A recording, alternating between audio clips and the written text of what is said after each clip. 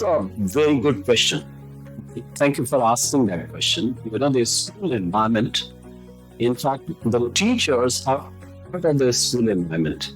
So you cannot just take them out. However, the school environment also means, the campus, the greenery, the facilities, how secure and safe the environment is, what are the facilities for children, how are the learning spaces designed. So all those things are great influencers. The child's learning and the child's attainment and how children feel being there. So having said that the school environment is necessary to be good for the children to learn, teachers' role is immense. First, as I said, they are already part of the environment. And secondly, who will nurture the children? So I say it, environment is the nature for them. The nurturing will be done by the teachers. Therefore, once this combination of nature and nurture comes, the students will flourish.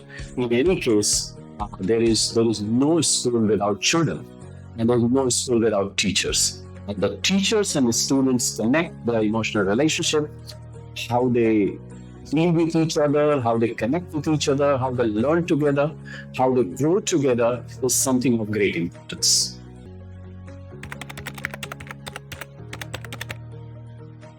So first, let me clarify, who is the first teacher?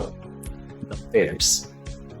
When children come to schools, and particularly in schools like Florets, I think the teachers become both the teachers and the parents.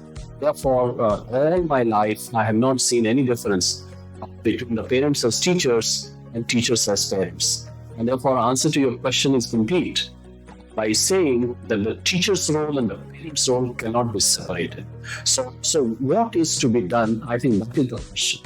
And I suggest, and my prescription is that a child's growth will depend upon how well parents and teachers connect. Both of them together.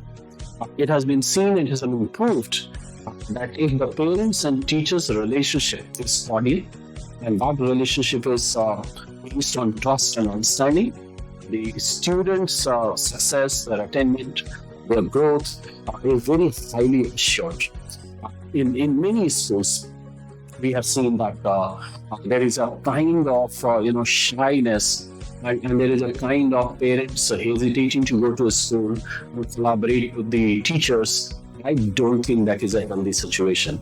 In schools like ours, I think it is a very good and healthy and cordial relationship. Let me tell you one thing. Children feel very happy when they know that my parents connect very well with the teachers. Particularly the young children, it is very important for them. They want their parents to come to their school. They want their teachers to know the parents. And they want their parents to be part and parcel of the school's functions, the school's activities, helping the teachers and the schools. And therefore, it is in the interest of the children that the teachers and parents work together.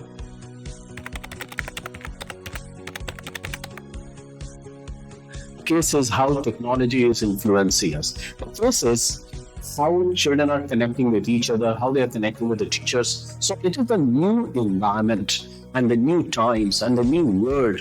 It's defined by so many things which were not present in 20th century, which were not present in 19th century and earlier. And therefore, in the context of this, if you talk about 21st century, I think the best thing that the teachers can do for the children is tell them or teach them how to learn, how to develop love for learning.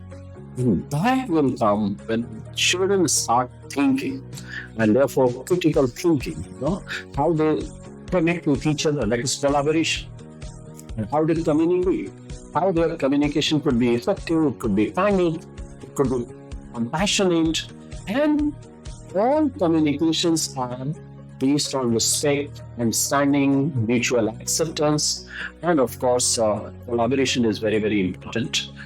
Earlier, why 21st century becomes even more important is, if you talk of 20 years, 30 years, 40 years ago, our entire education system was based on one fact, that there will be a particular syllabus which everybody will learn in the same manner, taught in the same manner, assessed in the same manner, and it did not foster creativity and problem solving.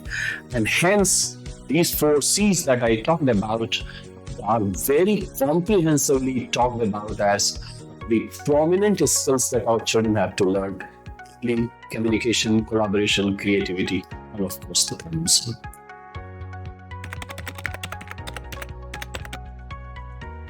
I think when I look at this question, I first start thinking that I'm a parent and I'm going to put my child in a school like Iris Florets.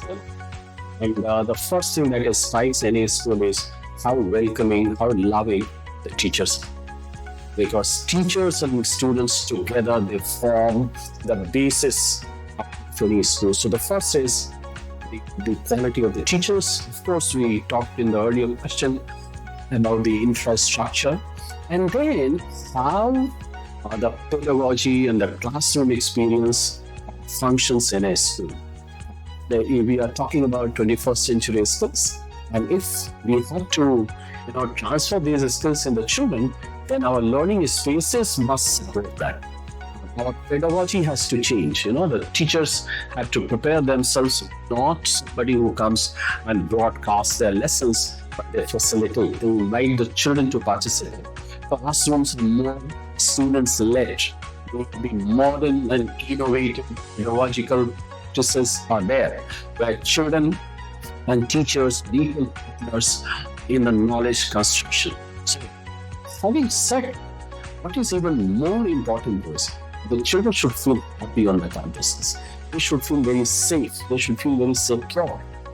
The overall development is based on a very broad-based curriculum.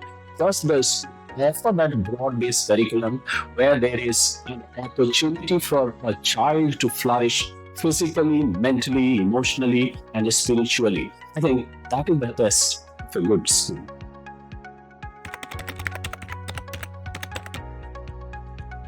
Why do you become part of any organization? For 2 reasons. One is what is our intrinsic motivation, and the second is what is our extrinsic motivation. The intrinsic motivation for me is having given all my life for the cause of education. It is an opportunity for me to be a part of a very progressive, innovative organization where I can share the little experience I have accumulated over the years. The extrinsic is that organization is good. It is led by people. It is led by people who have the children's best interest at their heart, and the people who are growth-oriented. The people who have love for the children at the core of their heart. And that is what I found in the founder, Mr. Sirish, at the Iris Florets, and that brought me very close to him.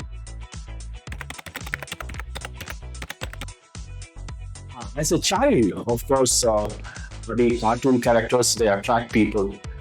In my case, when I grew up, the cartoons and other characters that I experienced, they did not have that lasting impact on me as my middle ages, my college days, when I started, reading and seeing the cartoons by R.K. Lakshman in Times of India, then really I realized, and also one Mr. Teheliani was there, a very great cartoonist from Delhi, and then I realized that how a few strokes of a sketch and just a 1 or 2 line or sentences or even words could tell a whole lot of a story. Get my point. And when I grew and I became a teacher, very young teacher, and that was the time when one of our very great prime ministers, and he was very fond of IT. Okay, I'm not naming the prime minister because I don't want to be misunderstood. So that prime minister advocated IT, right? And there was a cartoon where the computers were put on a bullock cart, and the computers were being carried by a bullock cart. Now you imagine this commentary. On one hand, you want to go with that much of a speed. On the other hand, the means of transport is still remains bullock cart. So I think that was amazing.